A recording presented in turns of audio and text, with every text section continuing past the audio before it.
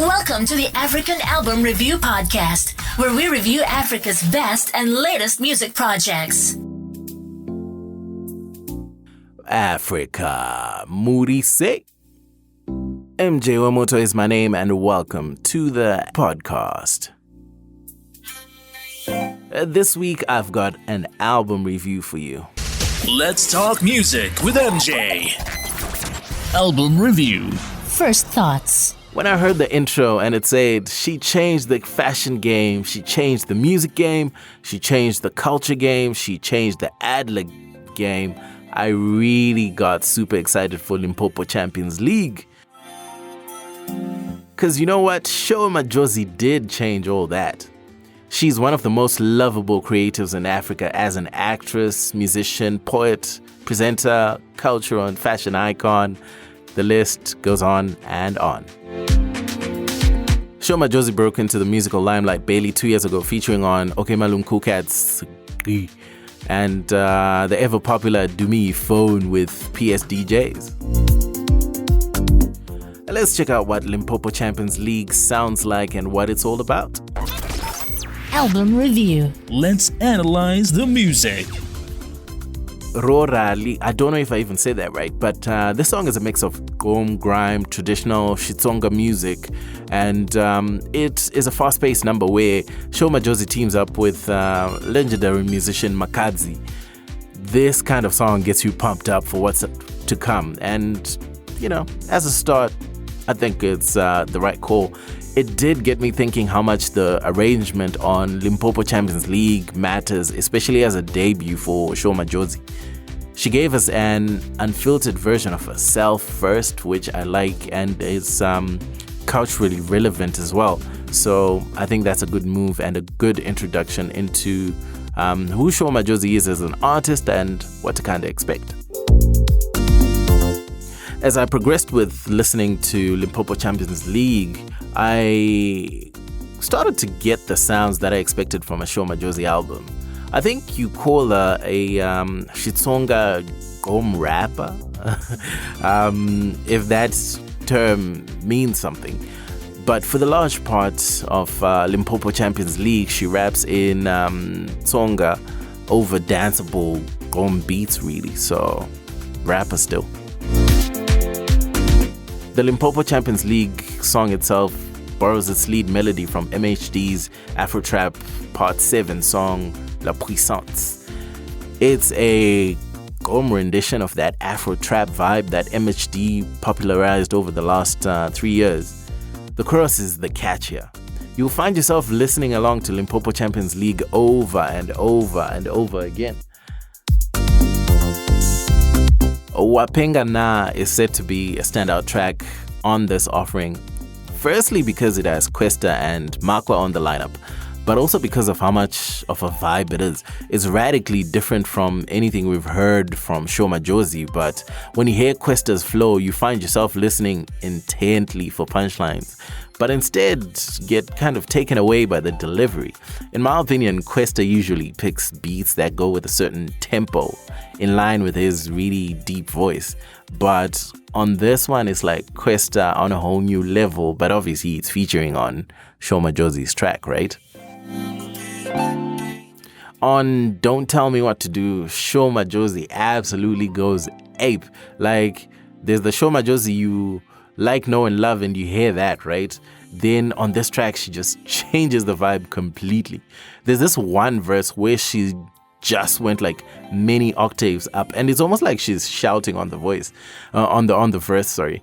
And I checked more than once if there was someone else featured on the track, because when you hear it, it actually doesn't sound like her. I don't know if I quite liked that style, or I was more taken aback by the surprise of it all. The song itself sounds dope and has very European house kind of feel. It's something that can be sold to, I guess, the Western audiences. I suspect this one will get her fan base growing in that part of the world too, so it is what it is.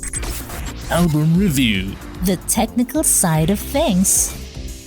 This album helped me to redefine Sho Madjozi as an artist. Primarily, she does electronic dance music where she predominantly raps and is not a Xitsonga Gqom artist, as her earlier singles would have suggested. You get a mix of Afro beats, hip-hop, grime, Euro dance, Tsonga and Zumba, which is traditional Xitsonga music, Gqom and more. So when I look at the name Limpopo Champions League, it actually makes sense because this album is a mix of different styles to make up one unique offering. If I were to say so based on this album, Sho Madjozi is one of the most experimental artists in South Africa and Africa right now. My song of the album is definitely Wakanda Forever, featuring Nigerian star YC. Besides the amusingly catchy title to the song itself is catchy, exceptionally commanding in its ability to capture the listener. From the lyrics to the execution and the production, Wakanda Forever shows exactly what gives Sho Madjozi an edge over other musicians.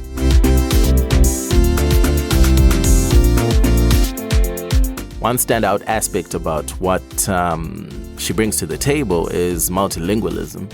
It has seen her break the country divide, gaining fans in countries such as Kenya through a single Huku, which she uses Swahili and Tsonga as well, but the chorus is in Swahili.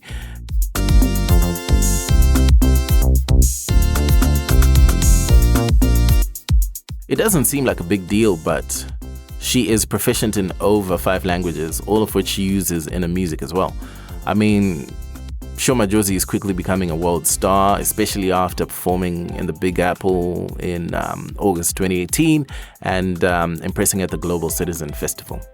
She's catching the attention of many with her proud Xitsonga roots, talent, charisma, and down-to-earth humility. Album review. The final thoughts. All in all, I believe with more projects, she will give us a version of herself that's more streamlined musically. At the moment, she gives us a bit of everything. So, in my opinion, she's kind of projecting her musical influences through the music that she's actually making. So she hasn't really settled to say, okay, this is just the style that I'm going to go for. So at the end of the day, she might just continue in the same vein too. But otherwise, it's a good album. In terms of listenable tracks, I could pick maybe about 6 or 7 out of the total. And then, yeah, there were some tracks that I was like, yeah, they're all right. Maybe not really my style, so yeah.